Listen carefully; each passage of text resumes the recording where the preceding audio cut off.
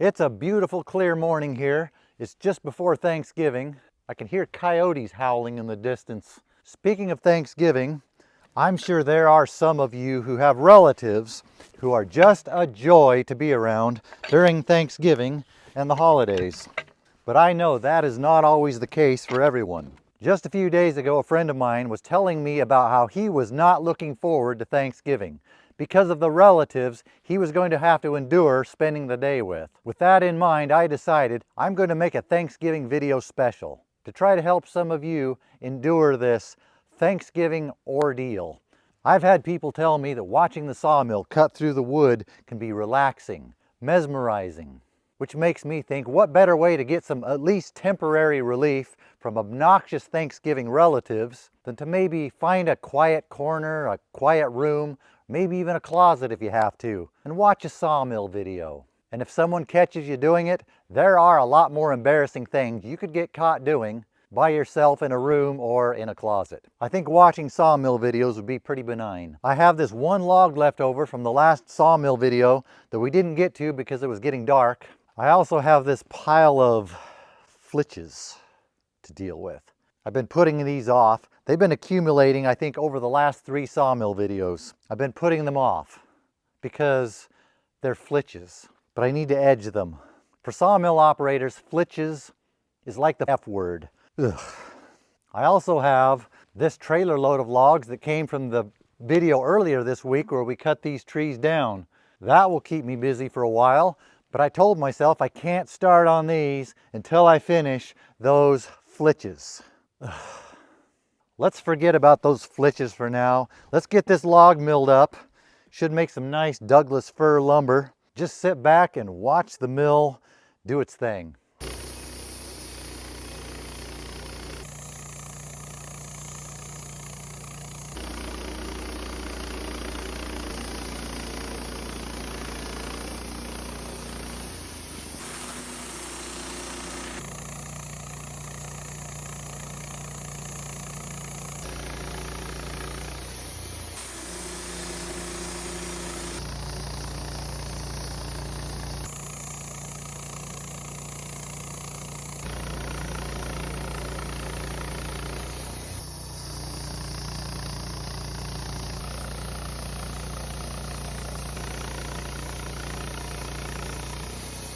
You may notice the mill was wobbling as it goes down the track. When that happens, that typically means I'm getting this buildup on the rail. To solve that, I just put a little oil on it. Just a little dab in a few spots along the track. These track cleaners have this felt that's held by this metal piece. That helps keep the track clean. You want to adjust these once in a while so the metal is pushing that felt down into the track. You could get a wrench, loosen the bolt and do it, or I just get a hammer and a punch, knock them down that way. Got one on both sides. Just a little pressure to help scrape the track clean and soak that felt up with oil. Both sides. And thanks to Dave from the Old Man in the Saw for suggesting using one of these type of oilers for lubricating sawmill tracks. I already had this one, it belonged to my grandfather. It works very well for lubricating the track.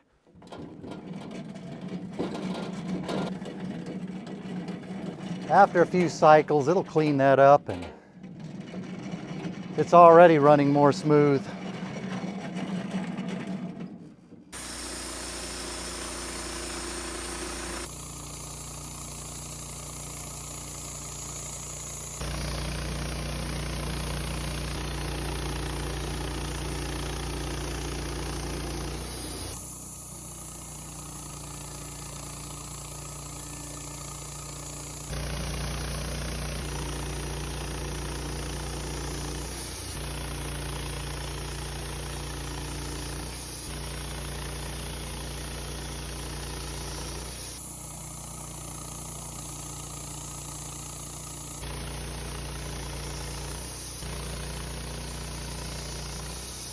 Let's see what we ended up with here. Aside from a new pile of sawdust,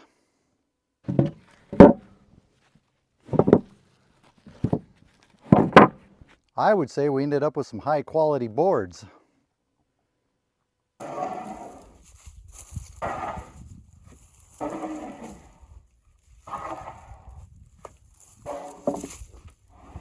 Now I have an empty sawmill with no logs on it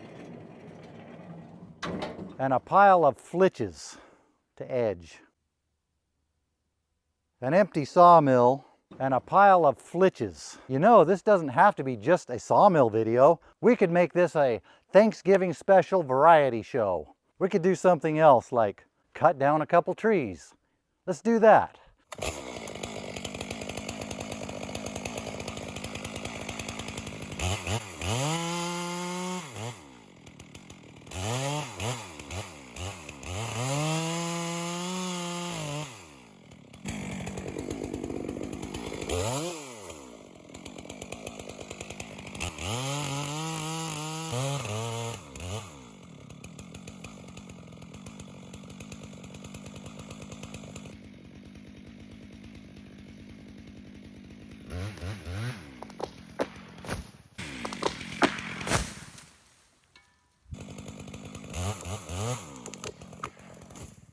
I wanted to take down this ponderosa pine tree because it's not a very good tree. It wasn't growing very fast, and it'll open up more room and resources for these oaks and the much better pines next to them. We want pine trees like that, not stunted growth pine trees like this.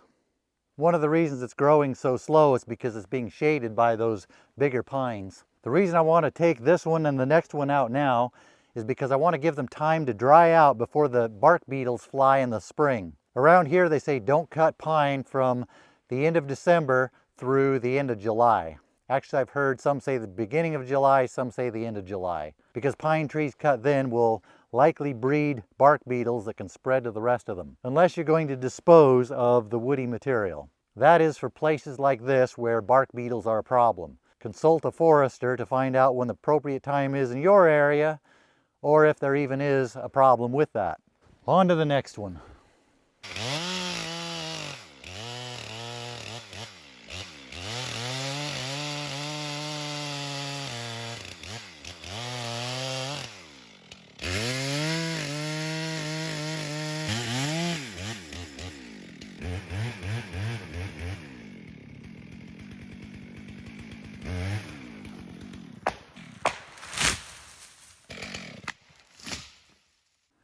Oh yeah, this spot looks better without that tree there.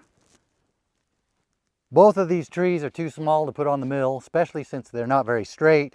They'll just be firewood. Speaking of which, I think there are a lot of myths about using pine as firewood. Maybe we'll do a video about that one day. These trees are small, actually quite pathetic for a Thanksgiving special. What I could do is show you a compilation of some of the bigger trees I have cut in the last few weeks.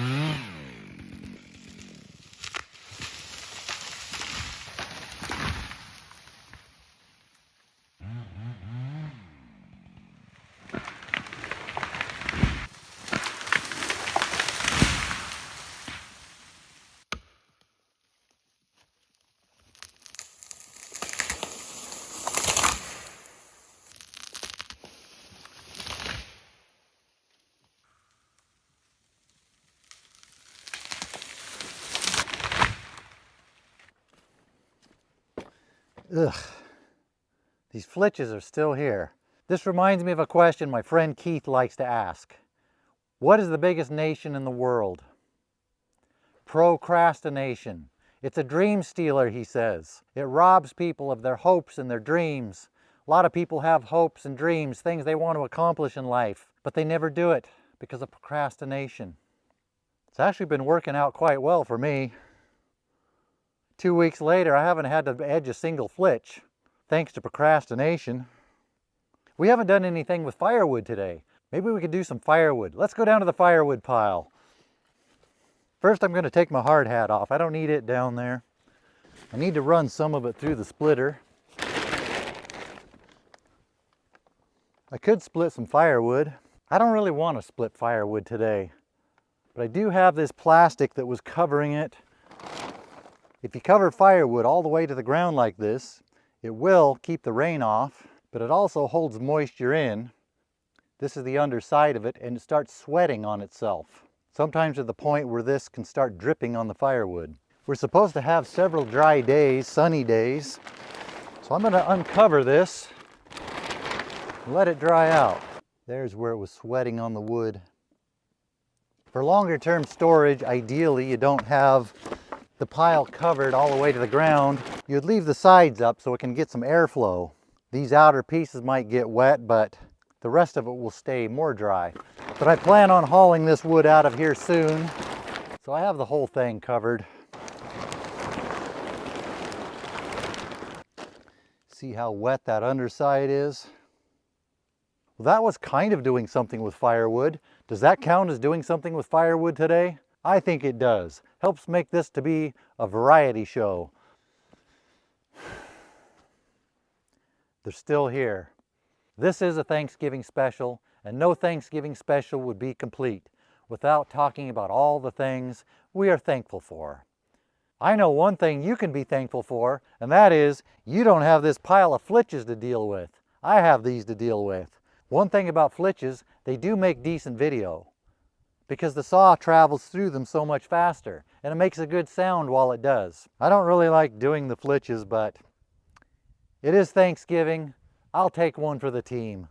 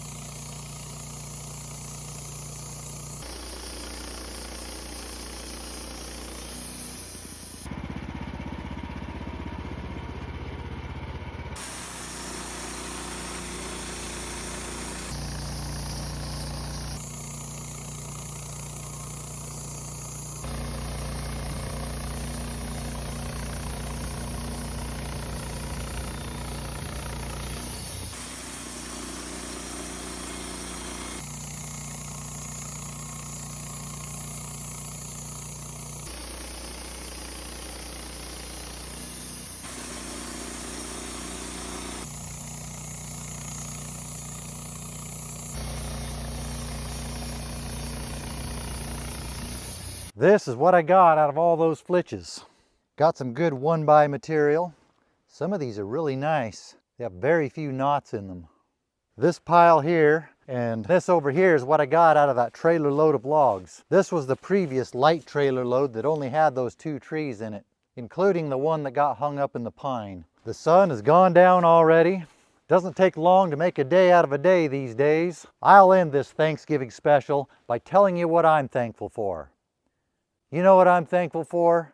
I'm thankful that I don't have this pile of flitches to deal with anymore. I finished them all. They're gone. The rest of these are just offcuts.